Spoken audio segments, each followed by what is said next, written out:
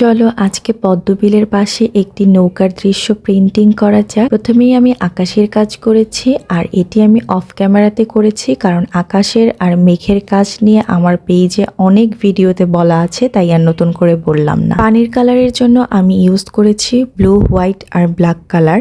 এই ক্ষেত্রে পানির নিচের দিকের কালারটা একটু ডার্ক শেডের ছিল আর উপরের দিকের কালারটা একটু লাইট শেডের ছিল। লাইট শেডটা করার জন্য আমি শুধু হোয়াইট কালারটা মিক্স করেছি। দূরের গাছগুলোর কাজ করার জন্য আমি গ্রিন কালারের সাথে একটু ব্ল্যাক কালারটা মিক্স করে এরকম একটি শেড এনে ইউজ করেছি। পানিতে ভাসমান পাতাগুলোর কাজ করার জন্য আমি ডার্ক গ্রিন, লাইট গ্রিন এছাড়াও মিড ইয়েলো কালার ইউজ করেছি। নৌকাতে আমি ইউজ করেছি burnt sienna, burnt umber, black colour, white colour, এই ধরনের বেশ কিছু কালারের ভেরিয়েশন এনে ইউজ করেছি। আর পাতার মাঝে যে শিরাগুলো থাকে সেই কাজটা করার জন্য আমি লাইট গ্রিনের সাথে হোয়াইট কালার মিক্স করে ইউজ করেছি। লাস্টলি আমি হোয়াইট কালারের সাথে সামান্য পরিমাণে ব্লু মিক্স করে পানির ঢেউটা অ্যাড করে দিয়েছিলাম। এই ছিল আমার আজকের পেইন্টিং টিউটোরিয়াল। তোমাদের কাছে কেমন লেগেছে জানাবে, আর ভালো লাগলে আমার পেজটিকে ফলো দিয়ে রাখবে।